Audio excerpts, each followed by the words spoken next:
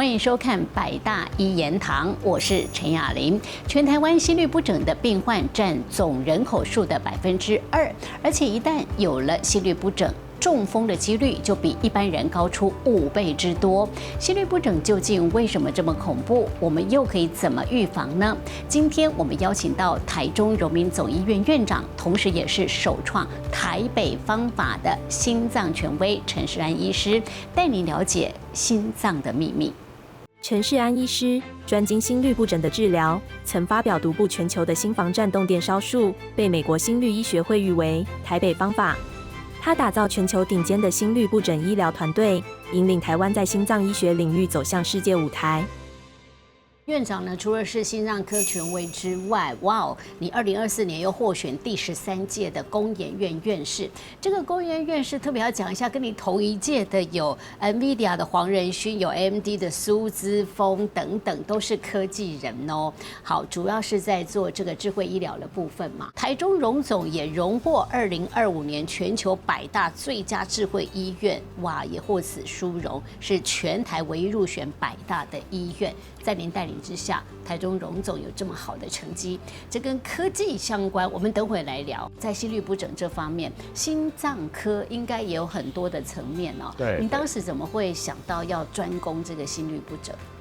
感觉就是看这个心电图，心律不整它有非常多的变化，那它需要去用一些逻辑思考的机会蛮多的，那我也比较喜欢这种比较动态的、比较challenge的这些题材啊，所以就觉得，这个心律不整是蛮好玩的一件事情，蛮好玩的一件事，对，可以来做。好，然后你现在这个成就哦，在这一方面主要是推动了哪些受到瞩目？我从以前做的是心脏医学，可是心律不整的话，其实刚刚跟物理、数学、微积分还有电学非常有关系。对，因为心电图它是要用电极片去截取心脏的这些电力，对，所以有电波、有电压，然后有它的振幅。对，那你要去看它的各个成分的话，就需要用到很多数学、微积分的公式。所以这些跟资讯老师、电机的老师又有很多连结。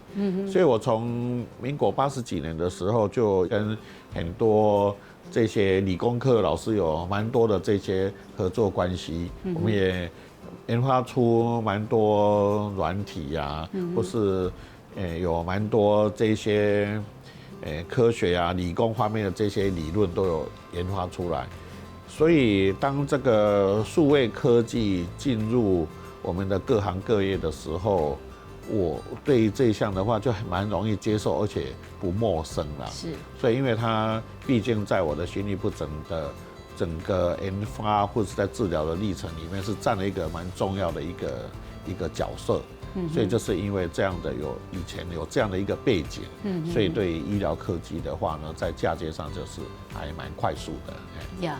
那像您带领的这个台中荣总啊，也获得了2025年全球100大最佳智慧医院的殊荣，是全台湾唯一入选100大的医院。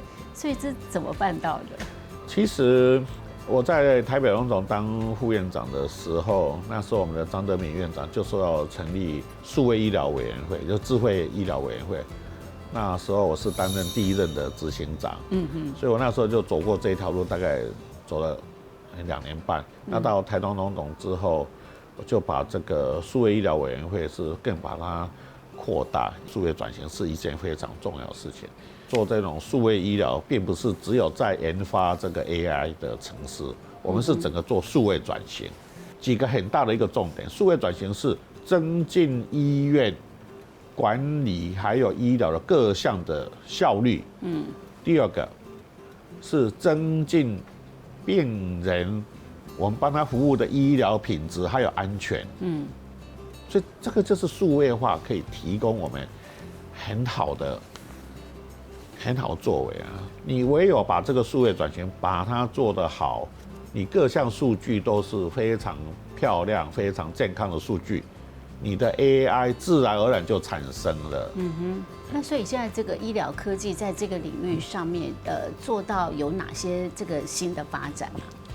那如果说是以现在的数位医疗 AI 而言的话，比如说我们都可以用心电图啊去预测，以后会不会发生心房颤动？我们也可以用这个心电图啊，还有跟超音波，然后去预测以后会不会有肺动脉高压。我们也可以用各式各类不一样的这一些心律不整的疾病，然后去发展出这种预测模型，可以使用的范围蛮多的，而且对于病人他的一些心脏疾病啊，或是一些以后会不会产生其他器官的问题的话呢，都可以做一些提早的一些警示，是蛮有趣的一门学问啊。等于就是说，在预防医学上的话，是更占一个很重要的一个角色，并不是说等到病人他发生了什么问题才来解决。我们可以从一张所做出来一个心电图，大概就可以知道说，他有多少的比例以后可能会发生心房颤动。因为根据统计，全台患有心律不整的病患是50万人，这蛮多的哟。因为占总人口数的2%。那60岁以上的老人家，每100个就有4个患有心律不整。男性有好发于高于女性，所以等于说，它还是会随着年龄还有性别的不同而有不同。所以到底是什么叫心律不整？它有一个定义吗？还是？好。那其实这应该要从我们心脏是怎么样，为什么会跳动 ？OK。那其实这个上帝赋予我们人类一个非常健康的一个跳动的一个心脏，每个人是生下来的时候就跳动非常稳定的一个心跳。那其实婴儿生下来，他在妈妈的肚子里面就已经开始有这个心脏的跳动。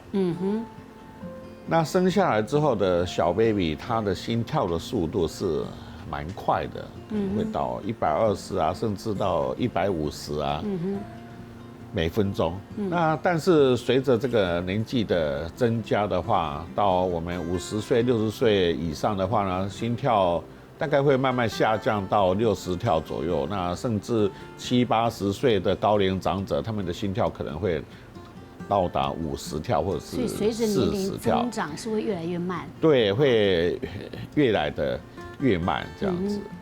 那如果以小孩子而言的话，我们会讲说，他的心跳如果是在60到120跳，我们都会讲说他是一个正常的。那甚至60几岁的这些成年人，我们也会说他如果是每分钟50到120也是正常的，但是是要一个非常规律的，要规律，非常规律的，每一跳跟每一跳间隔都一样。那如果这个心跳的速度忽快忽慢，然后每一跳的间隔都不一样，对，或者是偶尔突然砰一下很快，或者偶尔只是觉得心脏这样子缩一下，这一些的话呢，都是属于不正常，不正常是心律不整。那有的人他在年轻的时候，他可能本来都还蛮好的，每分钟跳动80跳，可是有一天他突然觉得这个头昏眼花，一到急诊室一量他的心跳，只有30跳而已。这时候我们就会讲说他是一个心跳过缓，就是我们心脏在跳动的这个发电机可能出了一些问题，所以过慢跟过快，或者是跳动的间隔都不一，忽快忽慢，这些都是属于心律不整。那这个需要医疗吗？要啊，这个当然需要医疗。不是只是个现象而已。对，每分钟都跳30跳，然后一站起来就头昏，就是倒下去了，那也不可能一辈子都一直这样子过活下去。OK， 所以我们看到就是刚刚有提到，为什么男性会比女性还要多？这个的话，也很多人有去研究过了哈。那其实这个是我们发电机的。这个发电的时候，它都有4个像素，就是第一个我们叫做这个启动的一个第一项 phase zero 0、1、2、3、4有这样的一个像素。那男女的话呢，它是有不一样。那这个跳动的这个敏感度的话，对于我们这个身体里面血液中的电解质的敏感度不一样，所以这也是造成这个男女的话呢，他的心跳速度的话，天生上就是有一些不一样。对于这个变成这个转换成心律不整，它发生的机会也是会有不一样。OK， 好，所以呢，我刚刚问到说要不要医疗这件事，也就是说，不医疗会怎样？因为我只是比较快或比较慢，我一般的话会跟病人用一个简单的来解释啊哈，如果你这个过快或过慢都已经造成你有症状、生活上的不方便，对，那会产生意外，那就是一定要医疗。OK， 那其实这个心律不整，我常讲说这个医疗的原则蛮简单的，跳得过慢的人，你就让他加快，变成一个正常的跳动。对，跳得过快的人，你就要让他刹车减速，变成正常。对。那跳的乱七八糟、忽快忽慢的，我们也要给他整流，让他回到一个规律的跳动。OK， 譬如说，如果经常这个心律不整，它可能还会有引起脑中风的风险。是有哪些风险？为什么？最容易引起脑中风的心律不整，就是我们常常在讲的这个叫做心房颤动。心房颤动。对，那所谓的心房颤动的话呢，就是我们心脏的这个心房的它的心肌细胞受损，可能因为曾经发炎过啦，或者是感染啦，或者是因为老化的关系，变成我们心房的细胞。它会不定时的乱放电，或者说它一直持续的放电。对，那它这个放电的速度非常快，可能1分钟就高达300-400次，非常对，1分钟高达300-400次的话，这个整个心房几乎是完全没有规律可言。你从外表看，它就一直颤动，一直颤动。一直抖动，一直抖动，这样感觉很喘哎。是啊，所以你一直抖动，一直抖动，我们就给它一个名词叫做心房颤动。OK， 那你这个心房颤动几乎是没有办法有效的收缩。那你没有办法有效的收缩的话，这个血液的话呢就没有办法打出去到全身。对，我常常跟这个年轻人一直做一个比喻，这个就好像。我们有这个养鱼的这个池塘，这个池塘的水如果都不流通的话呢，积久的话呢，这个池塘下面就会有一些烂泥巴。对，等到你把这个池塘水放走的时候，这个烂泥巴会把这个水管把它塞住啊。对。那同样的，如果这个心房颤动发生，心房一直抖动，这个血液没有办法循环，没有办法打出去。有一天这个积在下面的这一些这个血块。它飘往脑部的话，把这个脑部的血管一塞住，就引起中风了。所以风险除了中风之外还有什么？如果飘到脑部，就是脑部会中风啊。如果飘到我们的周边的脚啊，或者是手啊，就会突然这个血管整个被塞住，那个手脚会冰冷啊。那还有一个最可怕的，这个血块这个飘到这个我们腹部里面的很多血管，可能会造成我们的内脏啊，尤其是我们的脾脏啊或者肾脏啊，会产生这个梗塞，那也都是把整个器官就会被破坏掉了。OK， 所以这个心律不整它是个蛮根源的问题，对，这必须要解决。对，所以这个心房颤动的话呢，其实它是一个蛮可怕的一种心律不整的。那其他像那一种会突发性会跳到1分钟200跳啊，或者250跳，但是是规则的很快的这一种，因为它突然一下子跳得很快，心脏的血液也会打不出去。那病人最常见的就是一下子就会昏倒下去，就昏倒。对，那你如果是这些从心室出来的，一下子跳到250跳、200跳的话，心脏整个应付不过来的话，心脏可能就是整个arrest的，会造成这个心跳停止啊，就病人产生猝死。OK， 所以是蛮可怕的事情啊。好，所以那要怎么医呢？这个第一步还是要，其实第一步是最难的，就是你怎么把它诊断出是心律不整。对。好，然后第二步，它到底是归属于心律不整的哪一项？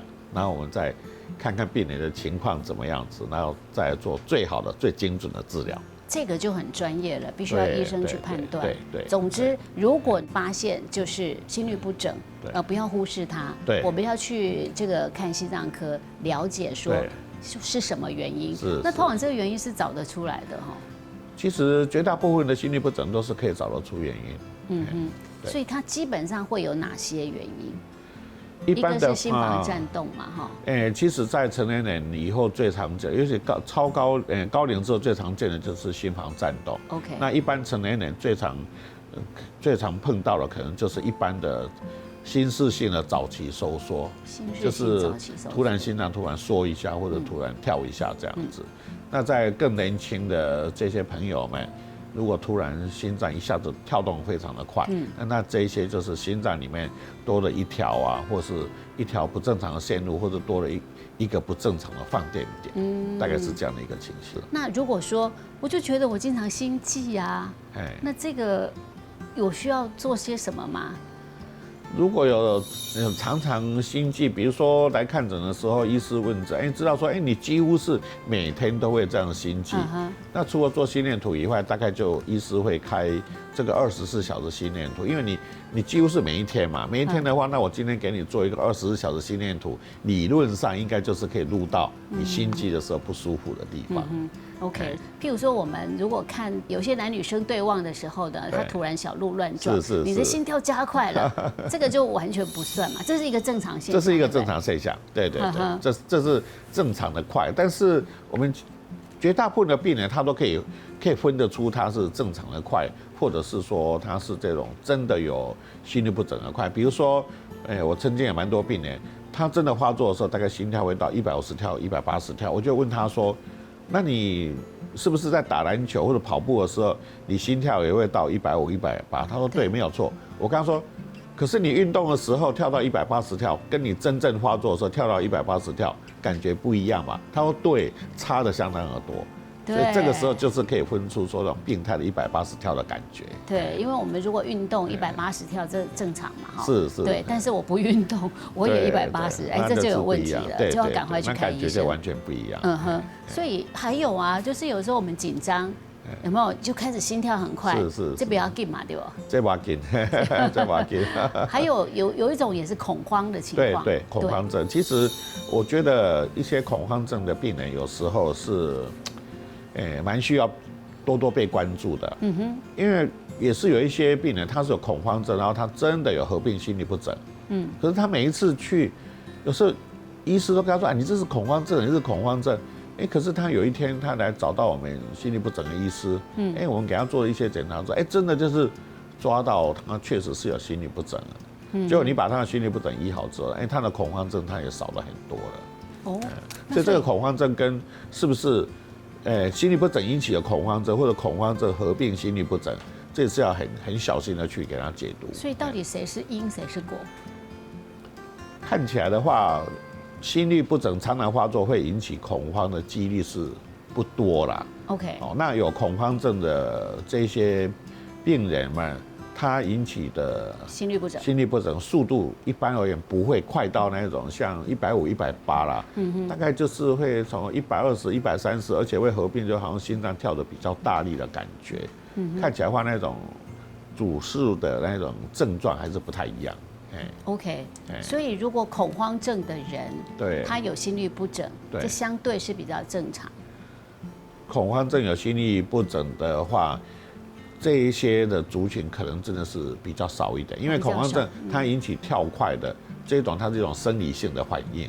生理性的反应。那恐慌症合并真正的心律不整，它这个心律不整它是一种病态的，那是比较少一点。但是我如果治疗了他的这个心律不整，搞不好他恐慌症也好了。会减少。OK， 那另外也有很多人觉得说，我在就是 COVID-19 之后，我因为我打了疫苗，我打完疫苗之后，我就觉得奇怪，我开始常就是会有心脏蹦蹦蹦蹦，突然之间的这种情况。是。那你们有相关的研究吗？有，这个确实是在开始打疫苗之后，就觉得很奇怪，原来都控制不错的这些心律不整的病人，怎么都跑回来了？然后就说打完疫苗差不多2、3天之后，就开始觉得心脏怪怪的，然后心律不整就又出来了。我们给他做一些心电图啊，或者做一些24小时心电图，结果发现这个心律不整变得比以前这个更严重了。那这个原因就是因为我们这些疫苗的话，它可能是带有一些抗原啦，或者它减毒啦，然后这些疫苗打进去，它也会对我们的心肌细胞会有一些攻击的作用，所以会引起心肌发炎。所以打了莫德纳或是其他 AZ 疫苗或者其他厂牌的疫苗，有一些他倒是会抱怨是有心律不整是没有错的。那怎么办？这个因为打疫苗而引起我记得那个时候我们还是都是给病人抗心律不整药物，对，大概就是会把它让它比较抗淡下去。还好大部分的病人们大概都差不多2个礼拜左右，大概就会比较症状上会改善很多。OK， 所以透过服药可以来改善这个问题。对。那什么情况的人哦，他需要要进手术房去做电烧？因为电烧它是不是一个所谓不正常的放电嘛？对不对？那我们是要烧掉什么不正常的？OK， 好。那其实这个电烧术的话，大概到现在，都有超过30几年的历史了。那以前最早开始做就是把这种不正常的电路，它是很单纯的，多了一条不正常的电路。那这个电路如果放电的时候，就好像台语讲的修怕电这样，它会一直放电，所以你只要把那条电路把它烧灼掉，它就 OK 了。在心脏里面的电路就对。对，所以你要很精细的定位，才不会烧到不该烧的地方。OK。我好难想象哦，在心脏我们知道有血管，这是具体可见。对。所以它的电路，到底是一个什么样的存在？那心脏的电路的话，我们要放进去那个心导管，那个心导管跟一般的支架的导管是不一样的。那这些心导管它的末端它是有2个电极片，那这个电极片就会把心脏里面的放电的那个电频率，它可以把它导出来。所以我们就是看着这些心内的电波的图，去判断它是不是正常或者不正常。OK， 所以如果有不正常的，我们就把它烧掉。对，把它烧掉。我们做一次的这种电烧，大概要费时多久？如果说只是一般的很单纯的，只是多了1条或者2条线路这种，大概差不多2个小时到3个小时啦。那当然，如果做到像心房颤动，我们在民国80几年开始做心房颤动，一开始真的是蛮辛苦的，大概一个 case 要做个10个小时到12个小时。那但是现在因为科技发展的非常进步，材料科学也进步很多，所以现在在做那一种心房颤动的电烧术，快的话这个1个半小时到2个小时也可以把它处理好。可是像一些比较会马上危及到生命的，像这些心室频脉啊，这一些的话，它技术上还是很难克服，所以有时候都还是要4、5个小时是逃不掉的。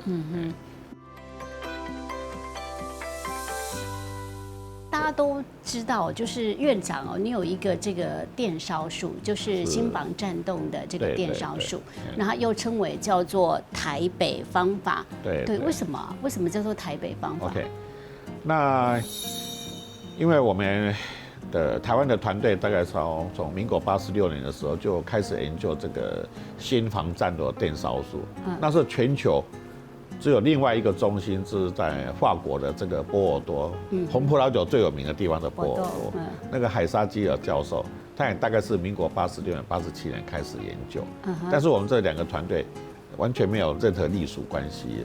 那我们就先后在全世界上就发表出这个心房颤动的理论，然后怎么样去做电烧这样子。那因为我的理论是比波尔多的海沙基尔教授来的广泛一点啊。那海沙基尔教授他是第一个发表说这个心房颤动的根源啊，起源点90%几以上，接近100% 都是从这个我们心脏的肺静脉里面产生的，所以所以他认为说，只要把肺静脉跟心房的交界地区把它烧灼掉，把它破坏掉，这个乱放电就不会发生。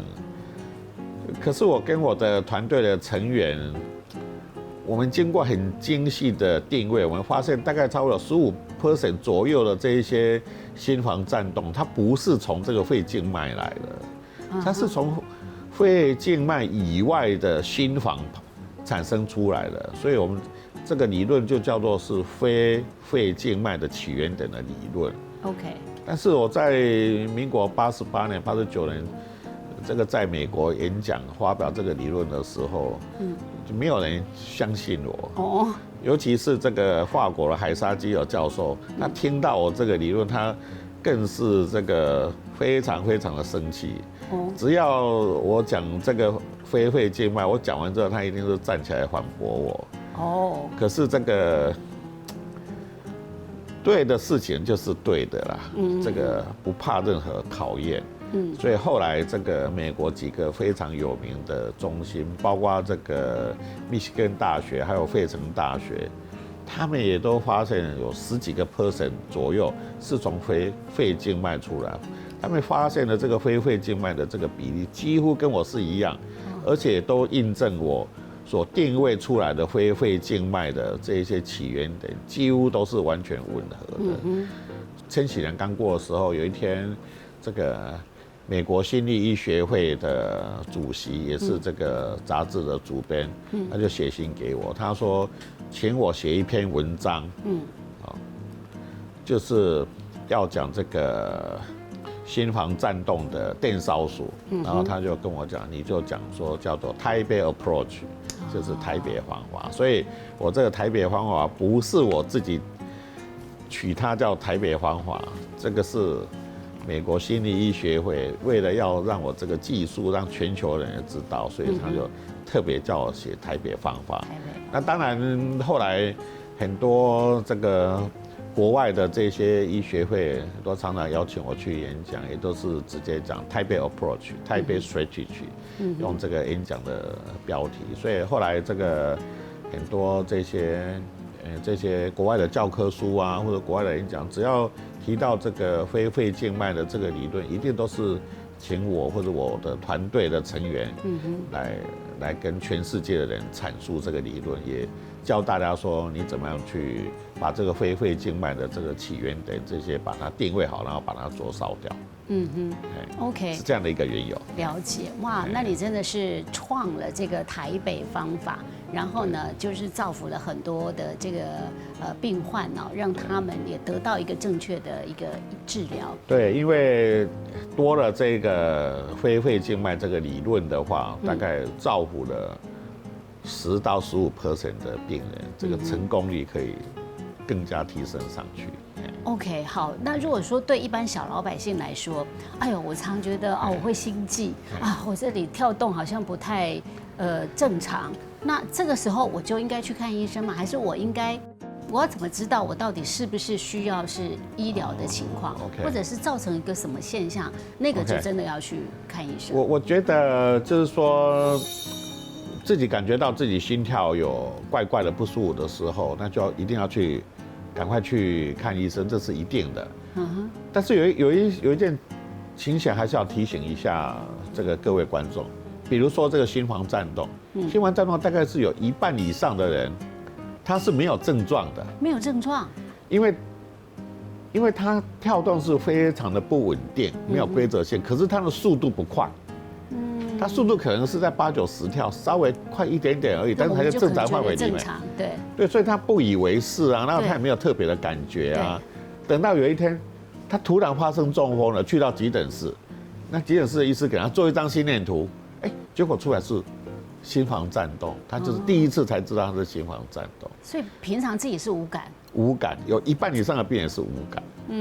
所以为了要让这个民众对这个事情更有认知了，我在大概6年前的时候，我就开始跟我们的国健署的长官提到，就是说我们是不是有这个必要来做这个心房颤动的一个普筛。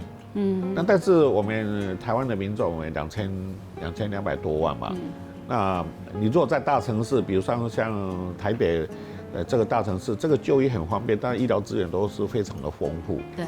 所以那时候，我们国健署的长官就说，那要不要选定几个医疗资源比较缺乏的地区？所以我们就选定了这个嘉义县。嘉义县有偏乡，有高山，然后有海边。对。然后也选定宜兰的偏乡，还有基隆的偏乡，就选定这3个县市跟卫生局合作，我们就去筛了大概第一次筛了2万多个民众哦，那也蛮多的。对，然后这个发生率大概超1%，但是超过65岁的话，大概也是高达这个快5%左右，这等于是跟西方的话呢是非常的相近，而且这个筛出来的这个病人里面，真的就是接近1半以上，他是没有感觉的。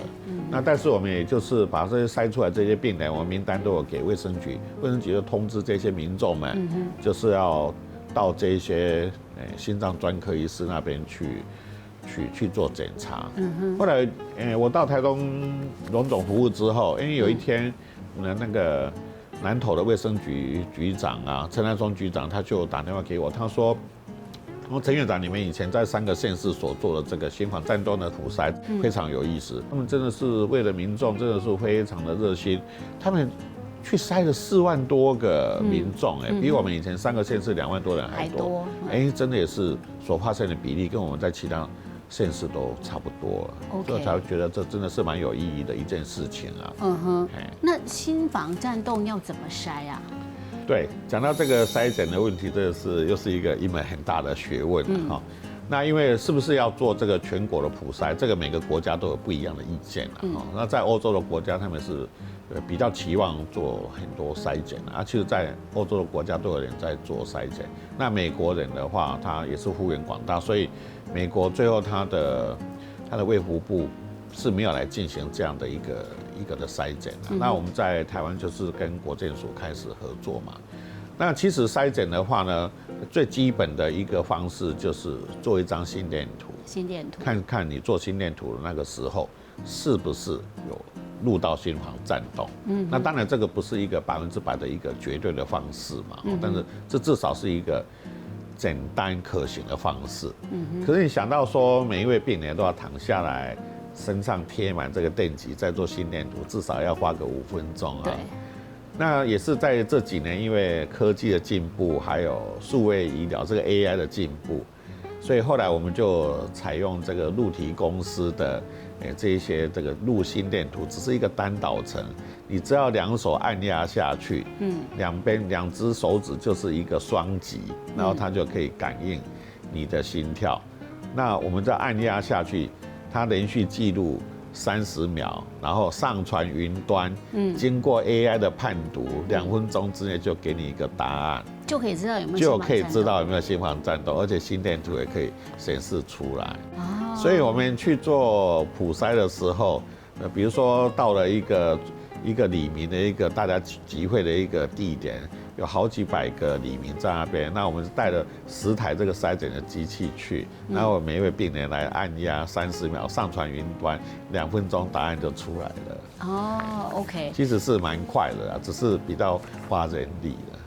就还好有拜科技的进步，对，有拜科技的进步，很快就筛出来。对，而且你筛出来就是说，这些人里面有1%是有心房颤动的情况，而这1%里面有1半以上的人他是没有感觉的，所以等于说我们把这个潜在的这些病患找出来之后，他可以免除将来有可能的脑中风、血栓等等的这些问题。对OK， 这个真的是积极的防范。对，而且我们在这个心房颤动的筛检，我们有请林芳如教授帮我们做这个医疗经济的分析，就发现说这个筛检的话呢，对于健保资源的使用或者是社会资源的使用，是显示是非常有利的，是正向的，而且是可以节省这一些医疗资源还有社会的资源，所以筛检是蛮有意义的。所以是比将来你得病了，然后的开销其实是更省的。对，好，那这个是在偏乡的一个筛检嘛？是。那如果我是我在都市里面，对，我也不知道我有没有心房颤动啊，那我是可以做什么？我可以怎么知道？我还是说我要有什么症状才要去做这个检查？我是常常会提醒，就是病友们，就是说，教他们如何把脉啦。把脉 ，OK， 把脉，就是我们放在这里。对，就好像中医师把脉这样，只是最基本的。对，如果发现说把到的脉每一次都是大小不均匀，然后快慢不均匀，那你就是很有可能是有一些心律不整这样子。那如果说都是很规则，速度也很不错，在50到110、120中间，然后自己也没有什么症状，那应该就是可以比较放心了。OK， 所以我如果有这个忽快忽慢，对，或者是就不规则，对，我就可以去做一个检测。那这个检测是去看心脏科，对，看心脏科的医师，然后就是我们要检测一下，对的，心电图它一定可以看出有没有心律不整，这也是一个很好的问题。其实。你比如说你现在做的是一个很正常，可是回到家里晚上的时候，怎么突然又发生忽快忽慢了？对啊，所以大家就会讲说，你做这个一次的心电图，或者说大家常常熟悉的做24小时的心电图，对，这个准确性到底是如何了？其实这个准确性是比你连续做2周的这种心电图的准确性，可以录到的准确性是低蛮多的啦。我们也曾经做过研究，就是说有这种心律不整发生的病患的话，你如果做那一种贴片式的连续型可以记录的心电图，大概做到12天的话，大概是绝大部分80% 以上，你都可以把它录得到心律不整。平均大概要连续记录12天的话，才是一个最准确的。但是不可能每一个病人都去做一个12天的，所以至少第一步初筛的话是做一个心电图，或是比较多做一个24小时心电图这样子。那这样心房颤动就一定测得到？如果有，就是有比较高的比例可以测得到。OK。我们在网络上也收集了一些提问跟迷思，要请院长来帮大家解惑了啊。首先呢，就有人提到说，中国4大奇书中的小说《金瓶梅》有一个人物叫做西门庆，那他呢生性好色，最后在床上纵欲过度而性猝死。那网络上都说这是跟心脏疾病有关联，是真的吗？对，是有可能啦，是有可能，这是猜测而已。猜测，对。所以它也有可能就是一个心律不整，然后你说所谓的心律不整也有可能造成猝死的现象，也是有可能，是有可能，对，因为有一些先天性的这一些心律不整的话，它是非常紧张的环境之下，非常高压力的环境之下，它诱发它发作，或高度兴奋也会，对，也会，对。所以有一个新闻就这样说，就是熟女打牌杠上开花，她这个自摸胡牌，然后呢就是心脏猛跳不适，然后呢查出来是这个叫做阵发性心搏过速。对。那所以这个有要紧吗？我想这位年轻女士，她的阵发性心搏过世，可能就是我刚刚讲的，就多了一条线路的，就是叫做阵发性上心室心搏过世。这一种只要把很确认是多了一条不正常的会放电的电线，把这一条线路把它烧掉就 OK 了， OK。所以即使是58岁，我们还是可以透过电烧。对，因为常常这一些的话，它就是年轻的时候只是几秒钟或者几分钟，它自己就停了。那有可能1年只是发生了1、2次，那不以为意。OK。那年纪又比较大了之后，变成这个发作时间变长，发作频率变高。所以他就常常到急诊室，后来就会来选择做电烧。病人会讲说，以后有没有疤痕？我说没有啊，就是用很小的针啊，然后从你的血管进去，所以这个做完之后还是都美美的，皮肤还是好好的。会从哪个位置进去？我们一般都是从2边的腹股沟的血管进去，就属膝部那里。属膝部，或者再从颈部也会的血管也会再放一条这个导管进去。然后你说是一个针。对，这是比较粗的针，然后再把导管放进去，这样子。然后透过你们的仪器，精准的去找到那个不正常放电的位置，是，然后电烧一下，对，就好了。有时候位置不好找，有时候要电烧好几十次，要放电好几十次才可以把它整个烧灼掉。有的这个不正常的线路，它埋得很深，或是埋在心脏的外层，你就要耗很多电力才可以把它烧掉。那它通常位置会在哪里呀？你说还有在心脏的外层？有一些是在心脏的外层，但是心脏外层那些真的是很难产的，很难做。还有一个说法，就是说这是某个报道说，我们吃冰会伤身，然后会诱发心律不整，这是真的吗？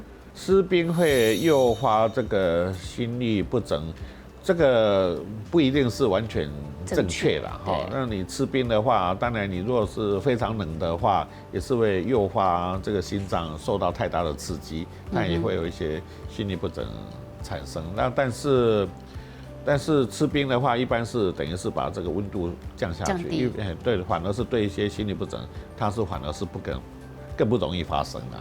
哦，OK，所以这个就是一个假消息，对，就是不正确的说法，不是那么的科学性。OK， 那如果当心律不整发生，有传言说你就用力呼吸、咳嗽来缓解，真的吗？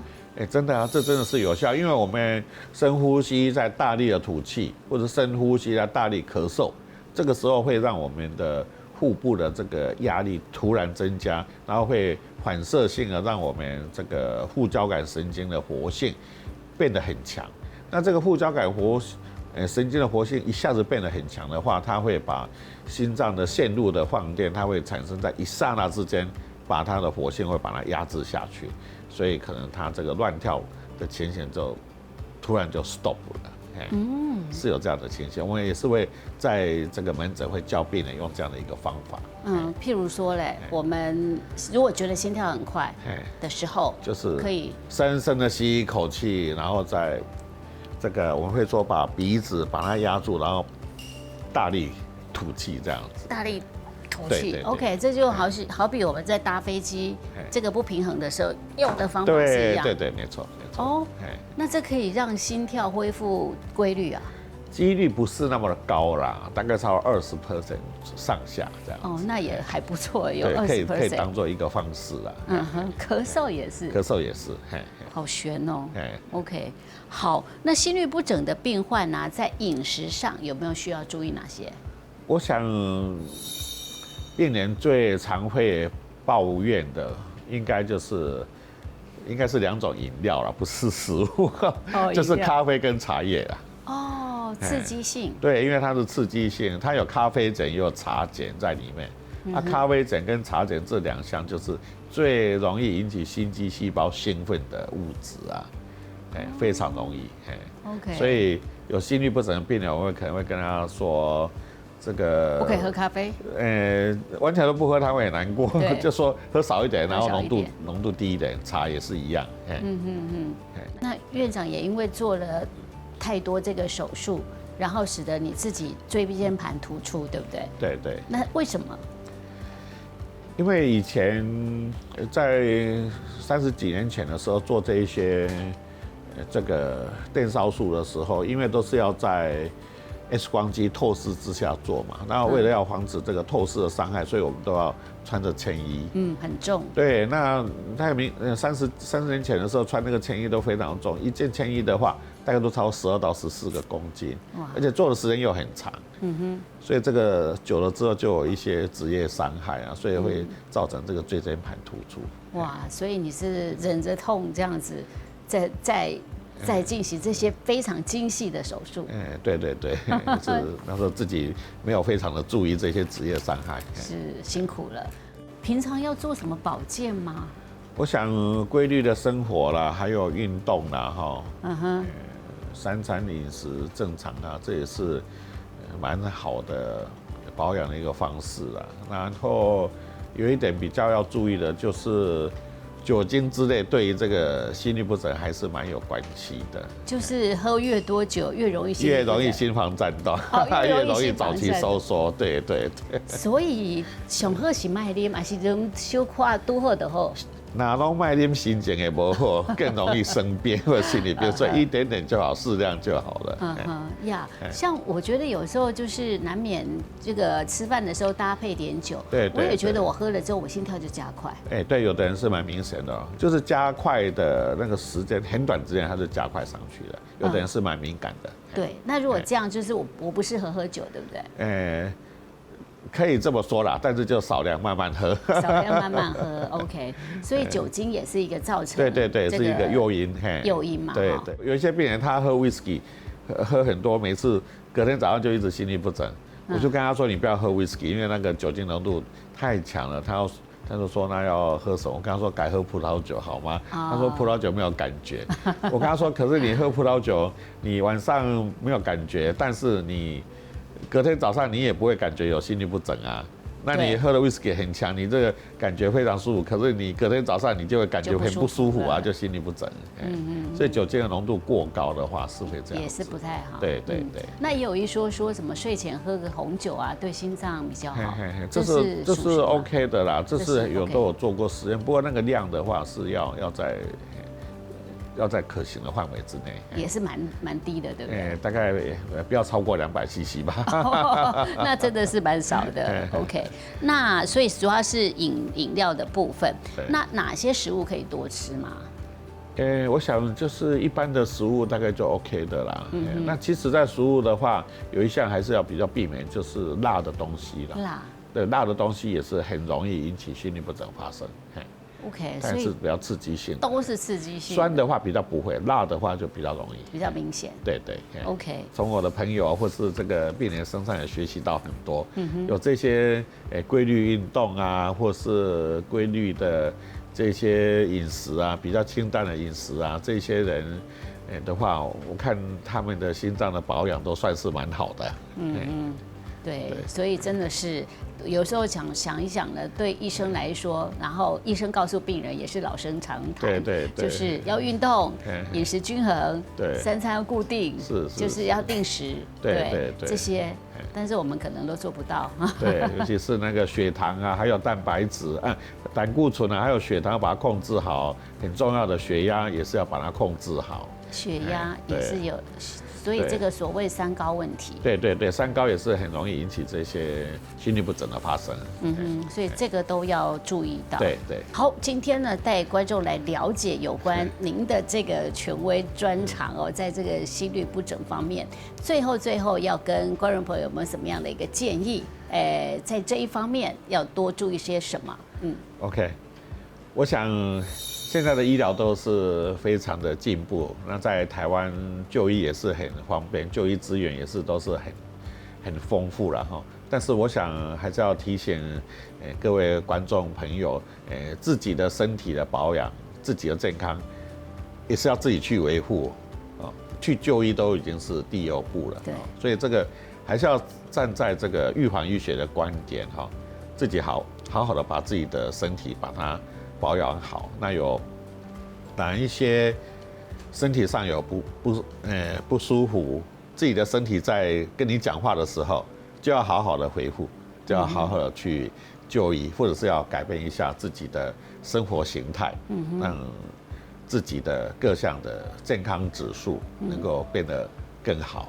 我想这样就可以让人生更快乐。所以这个心脏它其实是会吐露出很多的讯号，对，它可能在跟你抗议了，所以这些也不要轻忽，我们赶快去了解它的原因是什么，然后呢对症下药，但平常一定要注重保养，多运动，睡眠充足，对，没错，饮食均衡，刺激的食物饮料少碰，好，今天非常感谢院长，谢谢，好，不客气，谢谢，百大一言堂，我们下次再见。